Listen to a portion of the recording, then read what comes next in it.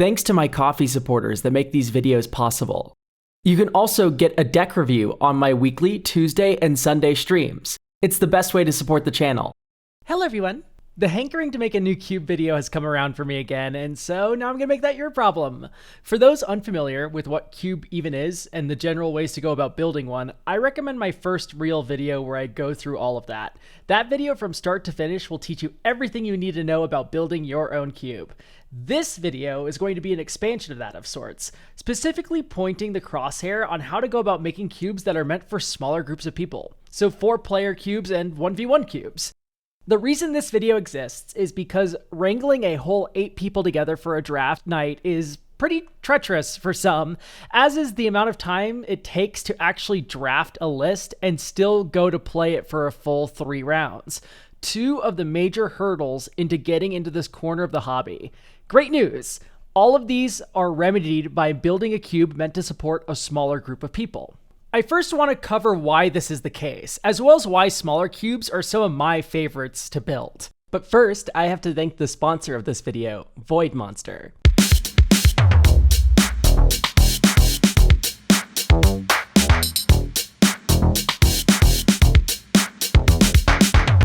VoidMonster.org is an online shop started by MTG artist Forrest Amell. Every month, there is an exclusive release of TCG-inspired accessories and apparel.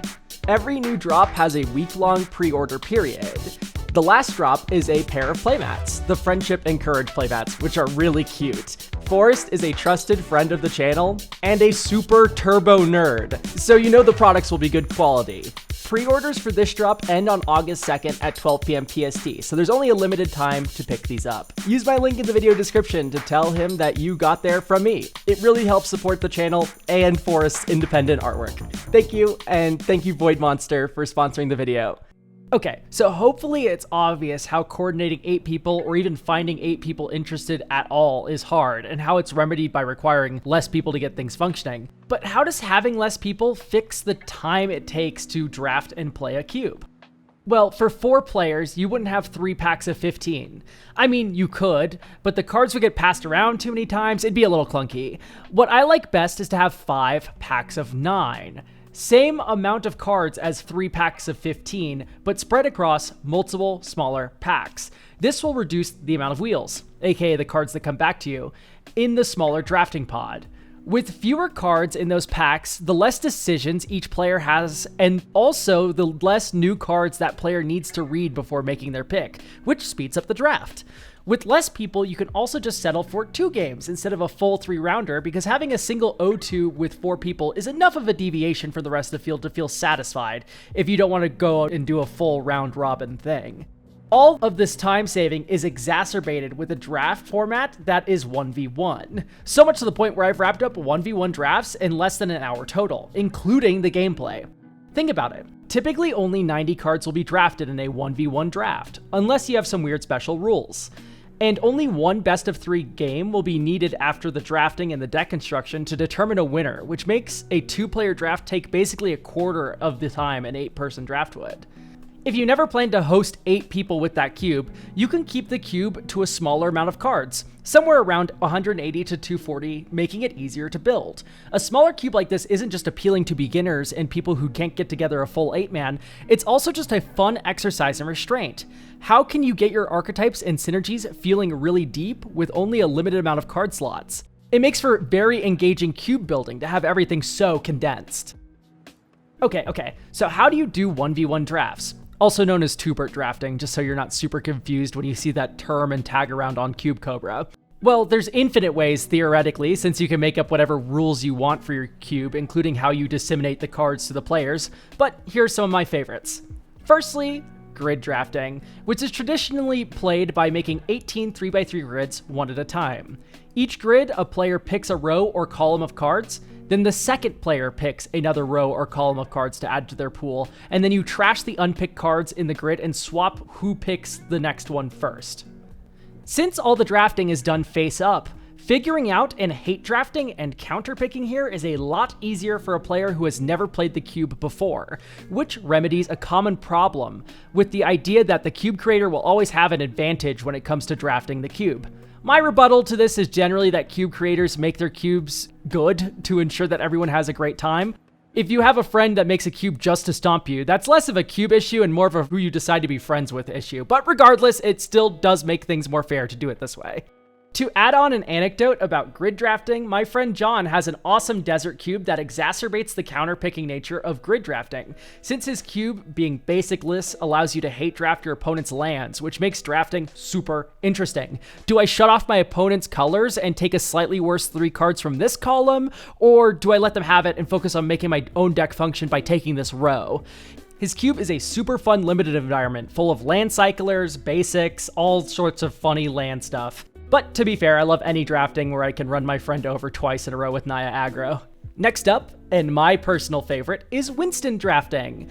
I actually have a video uploaded where I go on for an hour of unscripted yammering about all of the card choices in my cube built for this method of drafting. So if you want extra insight on it after I talk about it here, you can go watch that video. But here's the gist. You start with a pile of 45 cards for each player, randomly selected from the cube. So for 2 players, it'd be 90 cards randomly picked from the cube. Lay the top cards of that giant 90 card pile into 3 separate 1-card piles. Look at the first pile. Do you want the card? No? Well, then put a new card from the 90 card pile face down onto that pile and look at the next one. If you reach the end of the 3 piles without taking any of the cards, you get a random one from the top of the giant stack. Your opponent now looks at the first pile, which has 2 cards, and adds a card if they don't like it, and then looks at the next pile and either repeats or takes it. You get the idea. Here, the piles that are undesirable grow until they just become so big that someone's willing to take the whole thing. What I absolutely love about this method is that your decks evolve really interestingly, because you will sometimes take a pile of off-color cards just to take that newest one that was added that is the color you want. And then later, once you accidentally pick up a few more of those cards in that off color, you get to thinking, actually, wait, maybe I do want to include this color in my main deck when you open a bomb of that color. It's also very fun to play with the information of the draft. Like, wow, my opponent just took that really large pile of green cards neither of us wanted to draft for a while, and I just opened a really busted green card. Maybe I should hate draft it and keep it away from them. Next, for those that find these rules kind of daunting, or that are not very into an environment that supports hate picking well, even though I find it one of the most fun parts of Limited, we have Pick Burn, which I consider one of the simplest ways to go about 1v1 draft. You open 6 packs of 16, pick 2 cards to add to your pool, and then pick 2 cards to put face down that neither player gets.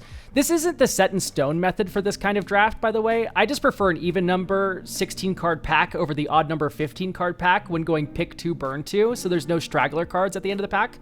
I also like pick 2, burn 2, because you can at least guarantee a little bit of synergy with that bonus pick, but you can easily change this up, like do pick 1, burn 2, or pick 2, burn 1, or even just pick 1 and burn 1. What is really fun about this is you really get to analyze what goes missing from the pack each turn, but there's still that added ambiguity of like, did my opponent pick those cards of that color or burn them? Or why would my opponent burn that dual land? They must have not. They probably took it because they need fixing of those colors. Unless they burned it to throw me off. You get the idea. The mind games of the system can be really fun, and it hides the information the best so you can hate draft, but it's pretty hard to do so. Lastly, if you aren't for all this drafting and mind games and stuff, you can just do something simple like a 1v1 Jumpstart Cube. The fun of this is figuring out the perfect 20 cards for an archetype that includes enough cards to not only support its own theme, but to have some synergies when combined with other 20 card packages. Like a +1/+1 counter deck with Champion of Lambholt is going to feel a lot different when combined with the Pump Spell Combat Trick deck than when it's combined with the Go Wide Tokens Aggro deck. You can even gamify Jumpstart a little, so instead of giving just players 2 random decks, allow them to pick one of 3 randomly selected 20-card decks twice, so they can mix and match their own deck based on the synergies they want to see. If none of these sound really all that appealing, or you've tried one and it really wasn't for you, I heavily recommend exploring Lucky Paper. As mentioned before, there's infinite possibilities when it comes to making rules for your cube, and this website hosts a lot of ideals that work well as is, or give you a foundation to make your own unique rules that fit exactly what you want to do. Okay, great. Now that we've talked about some of the most popular ways you can go about drafting with 2 and 4 players, we can now start to discuss the actual going about of card selection for these kinds of cubes. Firstly, I'd recommend taking a note of your cube's ratio of actual cards in the cube to amount of cards that will actually get drafted. With 4 players doing the 5 packs of 9 method, 180 cards will be drafted. In fact, in a 1v1 draft, this trend of about 45 cards getting drafted per player is the amount you'll see regardless of the method you use. The reason this is important is because with 4 regular players, a 240 card cube is going to get 75% of its cards drafted each time. If you want that 240 cube to also be 1v1 draftable, only a third of it will be drafted for those smaller 2-bert drafts. If the cube is color balanced, meaning all of the colors and multicolor cards are of equal quantity, you are going to end up with some pretty multicolored decks due to how random distribution works. Think about it. If you take 33% of the cards randomly from the cube to determine what is draftable, you are likely going to get an equal distribution of the colors. Like 30 of the 90 cards you're pulling out are not likely to be mono black cards unless you shuffled the cube poorly. And since you need about 23 non-land cards to make a limited deck work for a traditional 40 card deck, you are not going to see a monocolored deck in this format often, if at all. On top of that, cards that are narrow with broad synergy, like Dark Depths, which is a worthless pick without a combo card, get a lot more feels bad because it's not likely to have the necessary card opened with it. This ratio problem still affects monocolored cubes too if it has multiple archetypes. Think about a mono red cube with an artifacts theme and a burn theme and a dragon theme. You are only going to see so much of each of those themes if they are equally distributed and then randomly dealt. You will likely end up with a multi-theme deck in that environment instead of a multicolor deck in that environment in this case. Okay, that's a lot of info at once, mostly for nerds that want to know the reason behind why cubes become less consistent and more soupy when you use a smaller portion of them. But let's look at this with a designer's lens and see what we can do about it. Starting with, sometimes soup is yummy. Maybe you're okay with never seeing a monocolored deck in your cube when it's drafted in 1v1. For this lane, just make sure that you have a healthy ratio of fixing lands. In fact, in general for cubes that have a focus on being 1v1 draftable, I heavily prioritize fixing that is flexible during design. I love the thriving lands and the mirrored cycle of gates that do the same thing in a budget power level pet card cubes. You'll also see me frequently reaching for my goat, Ash Barrens. In the end, my cube runs 2 of each fixing dual color land, with Simic getting 3 because that theme there is land animation, making for a grand total of 15%-ish of the cube being fixing lands, and it's felt pretty good because most of those are flexible tapped duals that let you pick a color, along with the shard landscapes, which combine to make it very common to see enough fixing in this 240 card cube, whether you draft it 1v1 or with 4 people. This is something you can lift right from my cube. Remember, stealing is totally okay and awesome if it gets you over the hurdle of getting started. But you might find a different ratio is needed for your cube. Remember, everything is variable. You are in control. Also, for me personally, I love it when the Rakdos theme in these smaller cubes is treasure. Wait, don't kill me, Commander players. I promise it's interesting here. The reason I like Rakdos treasures so much is that with it in the cube, no matter which 2 to 4 color combo you end up in, you will have green, black, or red in your deck, all of which have excellent fixing because of the treasure or the versatile land cyclers and dorks that green gets. Okay, so something to embrace with the design of a cube that you want to be able to have a 1v1 draft with that can also go up to 4 or even 8 players is the floor of the cards. Card floors should already be high, generally speaking, in my opinion, for fun drafting environments.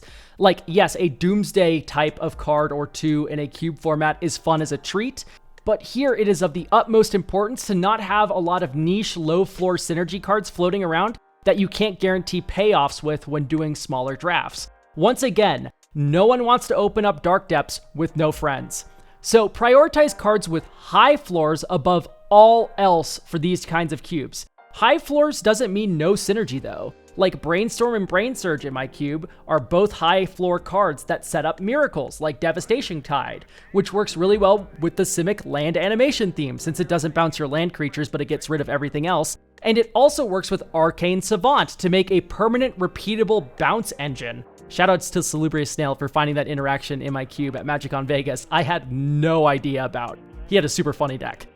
Anyway, Point being, all of these cards have high floors, but they also have high synergy. Another fun way to go about making your cube high floor, high ceiling is to find cards with additional hoops that just already have good rates for limited. Miracle cards are one example, yes, but another example is Companion. Yorion is a rate monster. A flying 4/5 for 5 is already really tasty and limited, especially with her stupid, powerful enter the battlefield effect. But you can also chase the high of companioning this thing if you're capable of playing all of the cards or most of the cards that you draft. In this case, Yorion has a high floor and also a high ceiling in this low-powered cube, a perfect inclusion. It's fun to have cards that are just a good baseline object like that, but have a greater side quest of sorts you can achieve with them. Remember, this advice is only for cubes that have a high number of cards meant to support players beyond 2. If you have a smaller cube of around 120 cards, not meant for groups larger than 2, and you draft 90 of them during that 2-player draft, high floor cards become less of a priority, but it's generally important to make sure to remember not to go overboard, as always. If you want to make a monocolor deck a more frequent player in your small cube, might I recommend cutting down the multicolored cards. Maybe even down to 1 for each color pair, or like 2 for only half of them, like either enemies or allied colors. Also, getting a good amount of hybrid and colorless cards can help smooth the drafting experience quite a lot, to the point where monocolor could be possible. Especially if you use those hybrid colors as color balancers for a certain monocolor. For instance, Abigail would be a mono black card or a mono white card, and not an Orzhov card. Colorless cards also help smooth the drafting experience quite a lot, to the point where monocolor could be possible. You can also give players more cards to work with. 45 cards per player is just tradition set by the fact that you normally get 3 packs of 15 in a normal draft. Who's to say you can't go up to 60 or so cards per player, though? Then you get more of the cube drafted each time, making more consistent and lower color decks more realistic.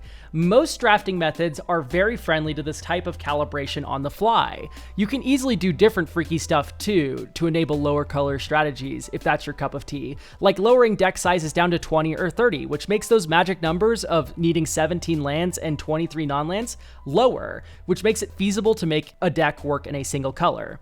To be clear, once again, none of this is necessary at all. I don't do any of this for my 1v1 cube that I love to death. I just embrace the 2 to 4 color nature of this kind of drafting. But if this is what you crave, I'm just telling you, like every aspect of cube design, you have options. You are in control. Okay, usual caveat in these kinds of videos where I tell you that every single time you build a cube and you get anywhere from 30 to 50% of the way through, you get a little demon in your head that tells you to delete it. Don't listen to the demon. Do not delete your cube.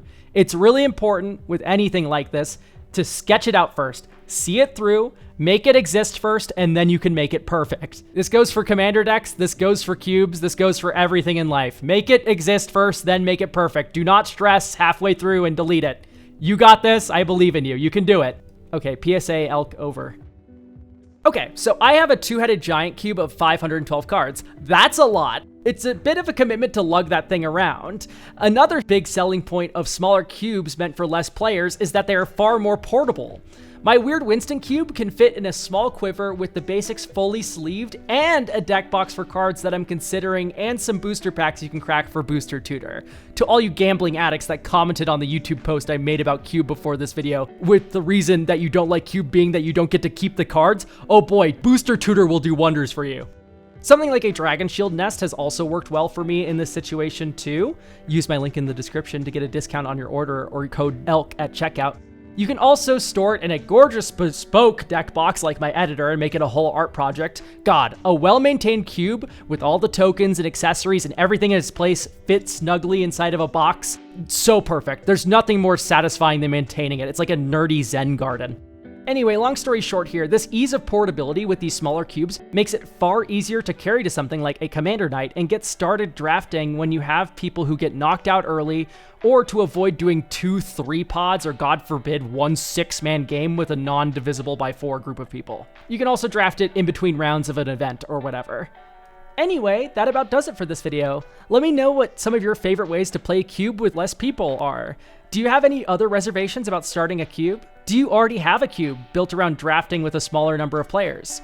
Let me know everything down in the comments below.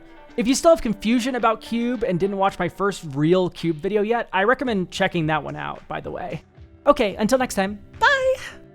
Alright, as usual, I have more thoughts that can't fit in the main video that I need to nerd out about. Mainly cards that I heavily recommend people getting into Cube check out. I already mentioned how I love Rakdos Treasure as a theme and hybrid cards that can smooth out drafting in your cube. Look at that, Abigail is one such hybrid card. Aw, look at all those keywords. In the treasure corner, Shivan Devastator makes great use of all that extra mana, in addition to getting double buffed by treasure with the help of Kalain Reclusive Painter. Aw, look, even more keywords on this guy. What's this? Animus of Predation? Well, look at who loves these cards to death. That's right, this guy. Animus lets your green players draft cards that they don't plan on playing in their deck to gobble up their keywords. Super fun way to add tension to the draft. Another way of going about this is Arcane Savant. Since Savant basically fixes for whatever spell you want, he can make big instants or sorceries more appealing to take even if they aren't in a blue drafter's colors. Even still, just picking up a kill spell with him makes him into a Ravenous Chupacabra you can flicker a ton and stuff. Great card for dynamic drafts. One of my favorite things to do in draft environments is to explore funny playtest cards. And of all of my favorites, the two that have stood out the most is Command the Chaffed and Witty Demon. Cards that make you think about deck construction like this is so much fun. Like, your opponent having Command the Chaffed means you can't let that Atraxa you can't cast sit in your sideboard any longer. And with Witty Demon, you get a little bit of that Yorion fun, with its floor being a decently costed flying beater. Anyway, I would take some time to go through the mystery booster playtest cards is all. Lots of fun things to be found there that make for interesting and weird synergy. There's also an O tag for Draft Matters, by the way. Finally, I want to give another shout out to Booster Tutor. If you love cracking packs, this is a great way to add that to your cube. Or you can also choose to make a cube pack of the cards that haven't been drafted to give to the Booster Tutor player, which gives that player a better chance to experience more of your cube. You know what else allows you to do that?